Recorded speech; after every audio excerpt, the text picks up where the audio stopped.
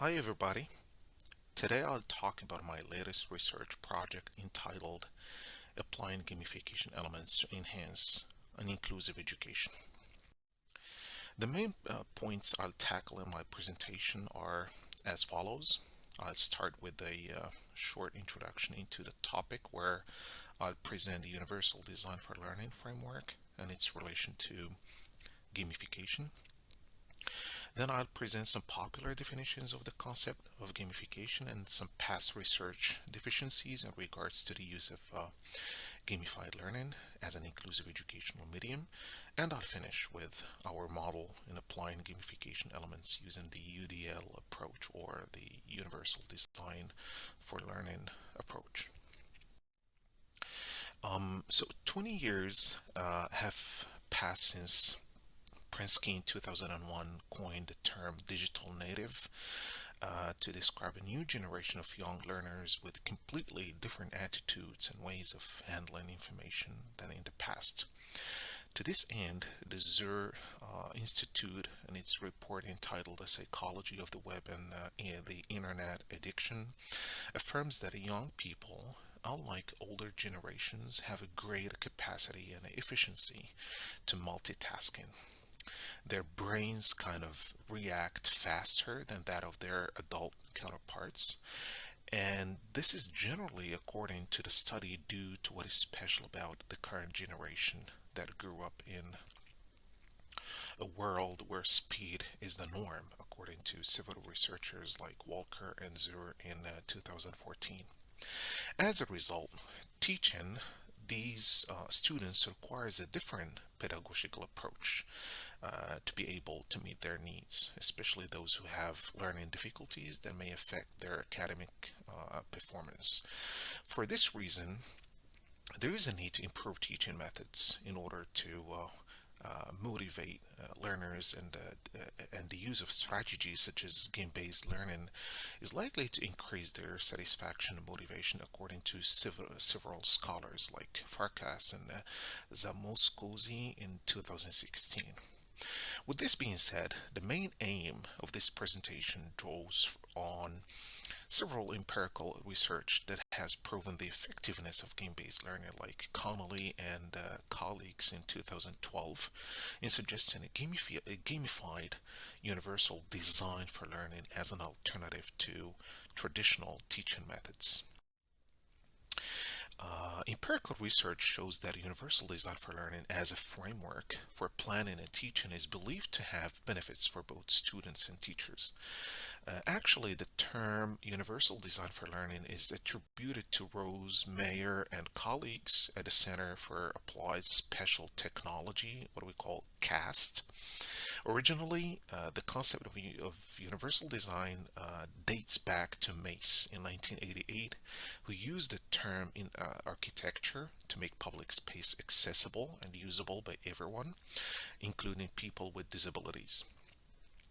Subsequently, the concept of universal design was also applied in the field of education and had an impact on particular educational initiatives such as inclusive education. In fact, this model values diversity through the proactive design of an inclusive curriculum, thereby removing or reducing barriers to academic success. As you see, universal design for learning is based on three design principles that can guide teachers, educators, and designers in using what we call evidence-based ways to address the wide range of individual differences or different learning styles. We'll see each principle in detail when we talk about how gamification can be linked to each principle of universal design for learning. In recent years, researchers have attempted to articulate the benefits of games in UDL or universal. I'm going to term or coin the UDL instead of universal design for learning. So in UDL educational materials, they demonstrated that each principle of this framework is found in the video game environment. Unlike the traditional classroom, games use a relevant environment that is modeled on the real world to present information in several flexible formats at the discretion of the learner, including text, audio instructions given by avatars or non player characters, graphics, maps, etc. However, despite research evidence that video games are effective teaching tools, there are still gaps that require further study. First, some studies have used game based approaches to address the principles of UDL, but they have not made specific links between game functionality and each principle of this framework, like the studies done by Marino and colleagues. Additionally, a recent literature review by Young and coworkers in 2012 demonstrated that even though games aligned to UDL uh, can be a valuable educational resource for promoting learning and engagement, there is often a mismatch between the general effectiveness of games and their effectiveness in the classroom. So, in response to these research gaps, this literature review explores how gamified elements can be aligned with the principles of UDL to improve its effectiveness. A better understanding of this process could potentially guide educators and designers in developing gamified learning programs. And since we're talking about game elements instead of games that are created entirely for educational purposes, then we're talking about a relatively new concept, and that is gamification. So I start by giving the most popular definitions given to this concept. Lee and Hammer defined gamification as the use of game mechanics and dynamics to promote desired behaviors. Goel, on the other hand, gives the following definition. Gamification is the use of video game mechanics and techniques to increase engagement and interest in an activity that is generally unrelated to video games. And we have the most popular and referenced definition from Deterden, which says gamification is the use of game design elements in non-gaming contexts. As you notice in the definition of deterrent, there are two essential elements: the game design elements, in other words, the gameful elements, and the non-gaming context, which means that gamification is not a game, but it is the process of using game elements in a serious context. It may be marketing, education, business, or any other field. The most popular game design elements are game mechanics and game dynamics. There are researchers who have added game aesthetics or game components, but in the literature, it's these two elements that are used a lot. Game mechanics are the toolkit used by designers to create the fun experience, such as points, levels, the leaderboards, etc. And the game dynamics, which are simply how the game mechanics interact with each other. In other words, the playful climate and its consequences. Among the game dynamics, we find among others the choice, the competition, collaboration, etc. So this is an example of a gamified platform, which is called the Samsung Nation. As you can see, there are many different gamified elements, such as rewards, points, badges. And here's another example of a gamified platform that has become a very popular tool among teachers. It's called Classcraft. And we can see several game design elements like levels, avatars, leaderboards, etc. In fact, many positive claims have been made regarding the potential of gamified learning in the development of critical thinking and multitasking, like that of CAP in 2012 and Prensky in 2001, through increasing students' autonomy and equipping them with the strategies capable of helping them to succeed in their learning, as pointed out by Hu and colleagues in 2016. However, the wide variety of game elements makes it difficult for teachers, educators, and designers to select them correctly, according to Barati and colleagues in 2016. Additionally, no studies, to our knowledge, have shown which game elements can be used with universal design for learning to enhance learning while proactively addressing student diversity. Consequently, the aim of the next section is to suggest guidelines that assess which game elements can be implemented in teaching and learning activities to support the principles of universal design for learning as recommended by CAST, and at the same time to provide examples of how they can be used effectively to meet the needs of learners. To support the first principle of universal design for learning, which is engagement, we need to recruit learners' interest. In a gamified context, this can be possible when users can decide on the learning content they want to carry out, which put them in control of the way they would engage with the system. There are several game mechanics that can bring in the concepts of choice and autonomy in a gamified system. The first and most commonly used is avatars. Shaping a character personality of our choosing or of our choice has been shown to increase experiences of autonomy, immersion, effort, and game enjoyment. And the relevant use of avatars would be to offer learners advanced avatar editing tools or customization. This encourages the design of avatars that reflect desired or actual appearances of users, allowing them to live their virtual lives as alternative beings or as themselves. Furthermore, providing learners with possibilities to both explore and interact with the virtual world using their avatars will likely enhance greater self-presence in the game environment and retain users' interest. Another powerful game mechanic that further increases autonomy, satisfaction, and motivation to play is to add story development. Not only does a narrative provide users with a rich landscape of choice to fuel meaningful and volitional action, it also engages them in a story that would enhance their motivation. This can be done in several ways. Users can choose which story-based layers they want to have as an overlay, or they can create their own narrative on top of the game-based mechanisms. Wang and Chen in 2010 and Huang Wu and Chen in 2012, who claimed that challenges may drive players' sense of flow and engagement. When designing challenges, it might be a better option to offer challenges with increasing difficulty to strike a balance between these challenges and learners' skill levels. Finally, allowing a player to fail with minimal consequences is another key game feature that encourages risk taking while providing the necessary safety.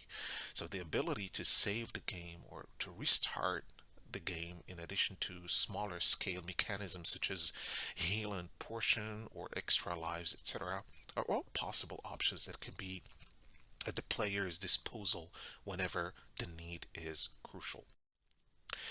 The second element to support learner engagement is to sustain their effort and persistence. Research has shown that game design elements such as leaderboards can be effective in directing learners' focus to targeted learning goals. The main determinant in designing leaderboards is to ensure that they encourage user behavior instead of pushing users to abandon the assigned goals, according to Matlawi, Hanner, and Zarner in 2017. This can be achieved by changing performance goals periodically to give each student a chance to win. Moreover, embedded tutorials on how to perform key tasks encourage and guide individuals through a given challenge or objective. These tutorials can be given through avatars or non-playing characters who can provide users with guidance and assistance or answer their questions. Another way to sustain learners' efforts is through collaborative discussion systems such as chat rooms or forums, which can be highly effective in achieving better collaboration and communication among the learning community.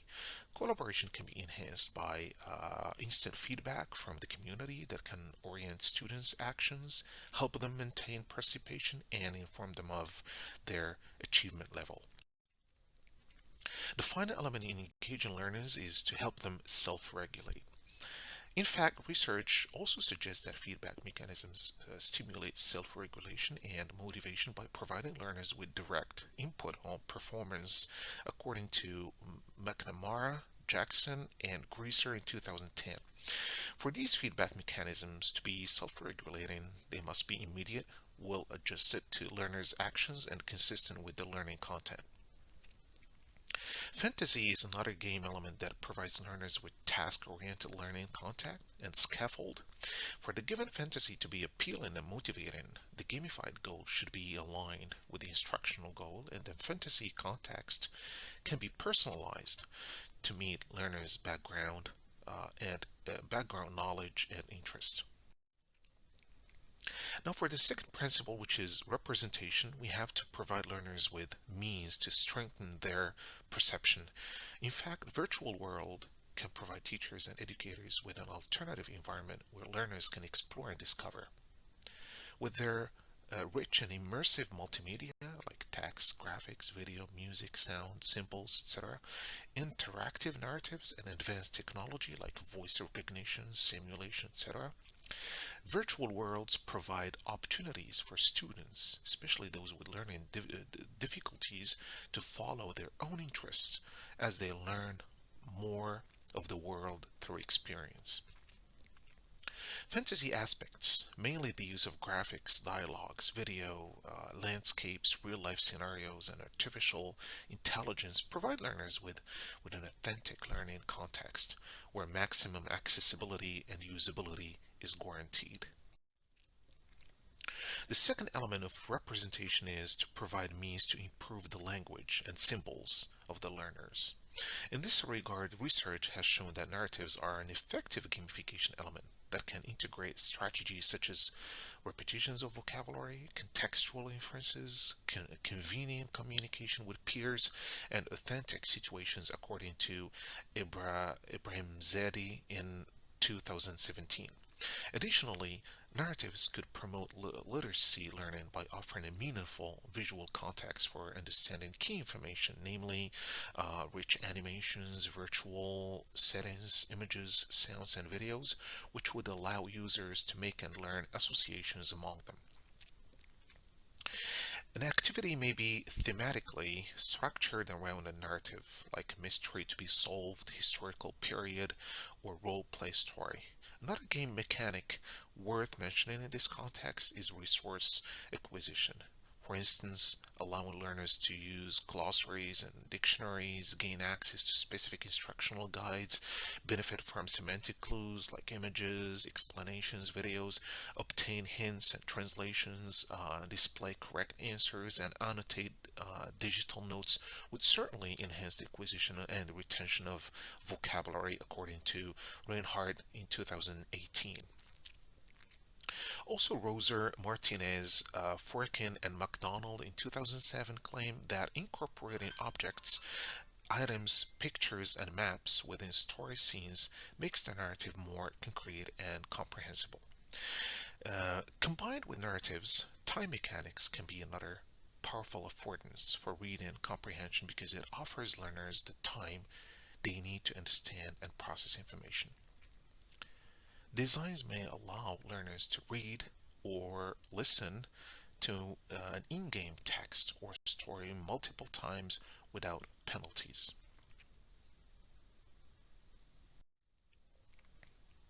The latest element of representation is to provide means to improve the comprehension of the learners.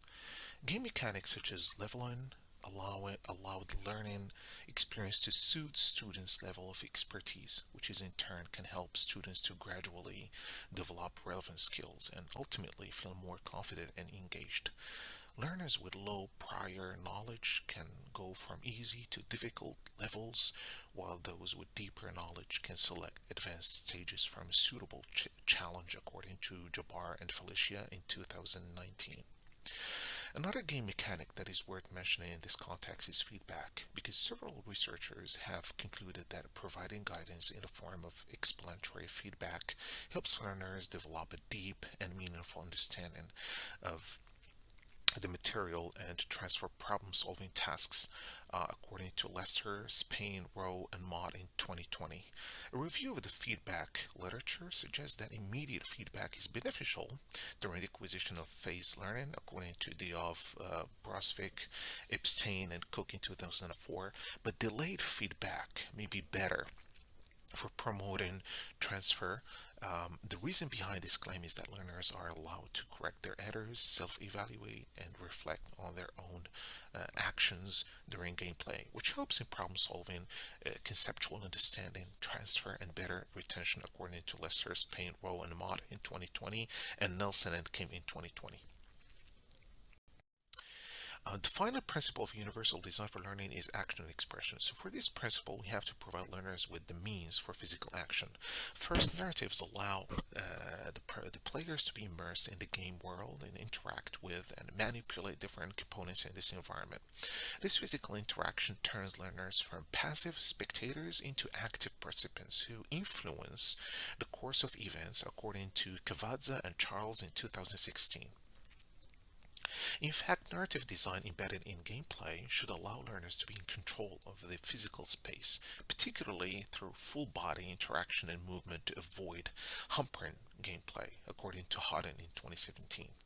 Another element that gives players learners a sense of presence in the game world is the use of avatars, because it gives them some control that feels responsive and enjoyable to manipulate. Players should be allowed to customize the physical appearance of their avatar and even modify their roles, because they become an extension of their body in the virtual world, according to Hodden in 2017. The next acts of or the next pillar of action and expression is to provide learners with means of expression and communication. Collaboration enables learners to provide and receive explanations. This verbalization can help students transform implicit knowledge into explicit knowledge. Additionally, while positive feedback can promote student competence and performance, negative feedback can reduce it. In addition, allowing students to make their own choices about what they want to learn instead of the teacher's choices, and to select those that match their profiles, will help them build their own knowledge. The last element of action and expression is to provide learners with the means for executive functions. In fact, avatars can interact with students and help them learn by providing advice, hints, comments, or instructions, modeling good pedagogy, or having a conversation. Avatars can also play different roles: mentors, tutors, peers, multi-party game players, or avatars in virtual worlds.